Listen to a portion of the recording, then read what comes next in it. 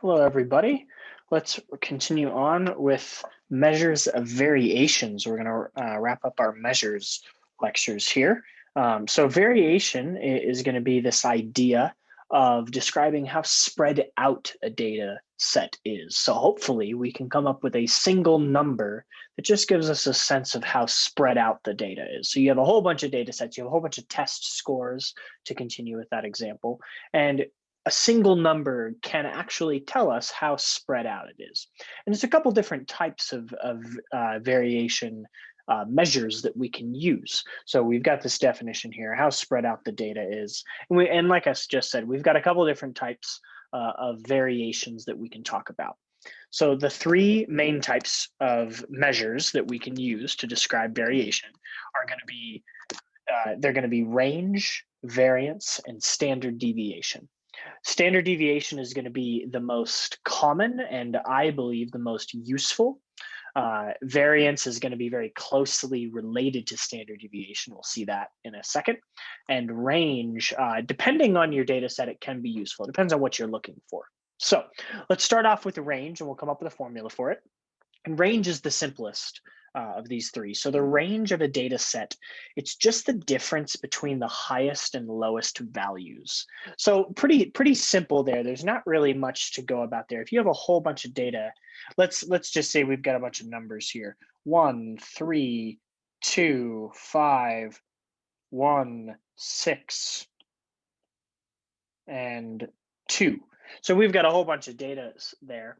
And it's unsorted, that's okay. It might be helpful to sort it, but we can see very clearly that 1 is the smallest data point and 6 is the largest. So in this example, our highest value would be 6, our lowest value would be 1, and you would just say your range is 5. So this just tells you, hey, there's a difference of 5 between our highest and our lowest value.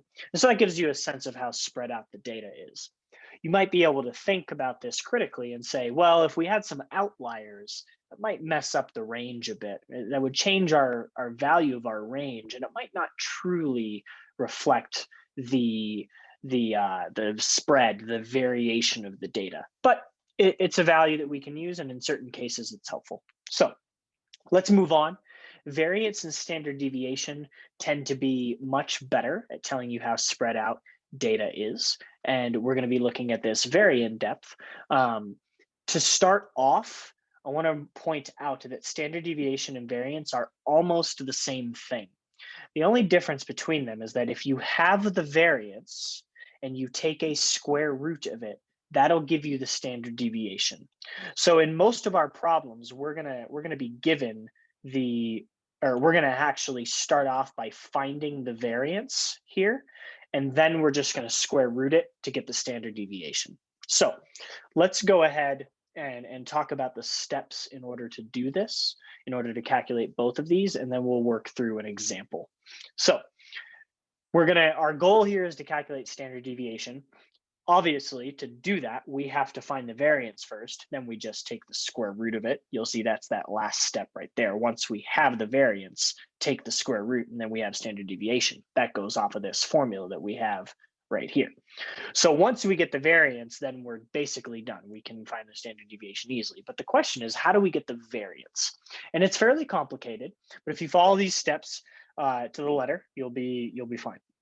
So the first thing that you're going to do is you're going to find the mean of the data. I'm going to go ahead and label this. This is X bar. We've given that a name before. So X bar, that's the mean of the data, the average. Then what you're going to do is you're going to take each data value, which I'm going to call X sub I, and you're going to subtract off the mean from each of them. So there's several steps here. If you have a data set with 100 values, then you're going to have to do this calculation 100 times. You're going to have to subtract the mean from each and every data value. So you may have to do a lot there, but it's simple work. It might just be tedious. It's just subtraction. So there you go. The next thing you're going to do is you're going to take all of those values that you had and you're going to square each of them. So you're going to take this xi minus x bar for each of those, for each data point, and you're going to square it. So again, if you have 100 data points, you're going to have to square 100 numbers, and that's fine. It's easy math. It's just maybe tedious. Then what you're going to do is you're going to add up all of those quote unquote squares. Basically, all of the values that you have after this step, you're just going to add them all up. And so we've used notation for this before. We've used a sigma. It's this weird E looking thing. It kind of looks like a funky E.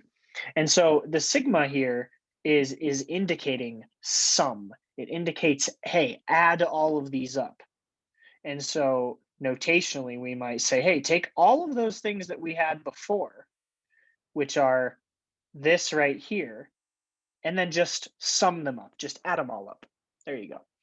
Then what we do is we're going to take that value, whatever you get when you add all of those up, you're going to divide it by n minus 1, and boom, you have the variance. Then if I ask you for the square root, or excuse me, if I ask you for the standard deviation, take the square root, then you're right there. So let's go ahead and let's go through this. And I'm going to go through each of these steps, and we're going to do each of these on an example. This set of steps will take some time to get ingrained in your head, but the more examples you do, the more routine it'll become, and sort of like muscle memory. You'll just get good at doing it. So let's start off with a simple data set, pretty small. I have 30, 85, 40, and 125. So this is my data set. I've got 4 values here, and we want to find the standard deviation, and along the way, we'll go ahead and find the variance. So the very first step that I need to do is I need to find the mean. And let's go ahead and do that. So we had 30, we had 85, 40, and 125. So those are our 4 values there. Let's go ahead and put those off up in the corner. Great. So the mean, X bar, is going to be 30 plus 85 plus 40 plus 125, and then divided by the number of data points. So all I'm doing is I'm just adding up all of the data points and dividing by how many there are. And when I do this, when I add all these up, I get 280 divided by 4, which gives me 70. And so that's a wonderful mean right there. That's a wonderful average right there. And so we've got 70. Great. Now, the second step is that we're going to subtract the mean from each data value. So I'm going to go ahead and I'm going to do this where there's going to be four different individual things here. Because we have 4 data points, I'm going to have to do this 4 different times. So let's go ahead and separate this all out.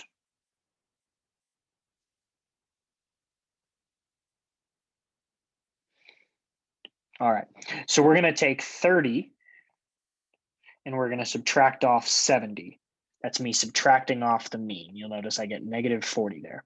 I'm going to take my 85 and I'm going to subtract off 70 and I get 15 right there.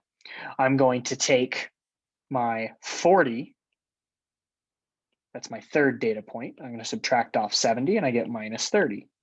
And then I'm going to take 125 and I'm going to subtract off 70 and that gets me 55. And so all of these right here are going to be the values that I have to continue on with in the next step. So I have subtracted off the mean from each of these. Now the next step states to square all of these values. So we're going to take all of these values and we're going to actually square them. So let's go ahead and do that. So we've got here, let's go ahead and split this up.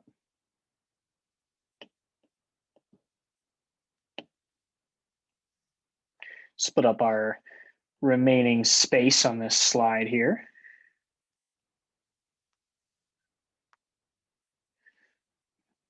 Go ahead and try and make this clear where each thing is going. All right.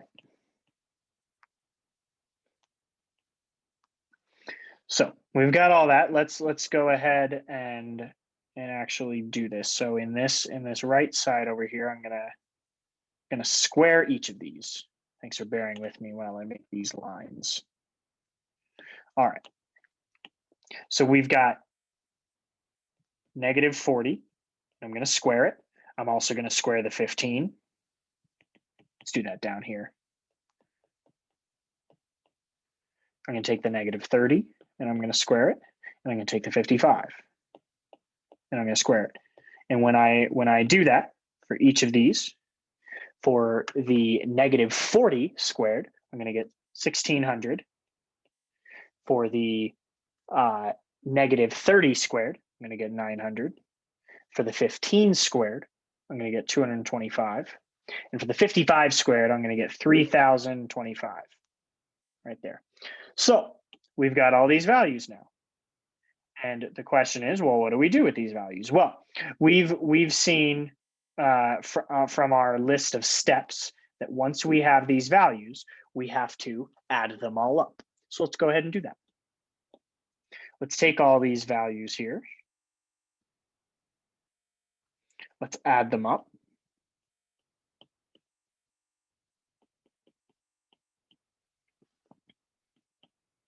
So 1600 plus 225 plus 900 plus 3025.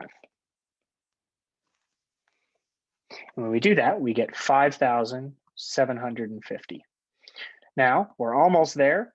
One more step and we have the variance. If we just take this and we divide it by n minus 1, then we'll have our answer.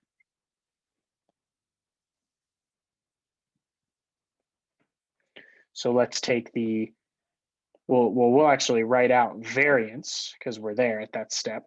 It's equal to 5750 divided by n minus 1. And n is the number of data points. So that's divided by 4 minus 1. So this is going to be 5750 divided by 3.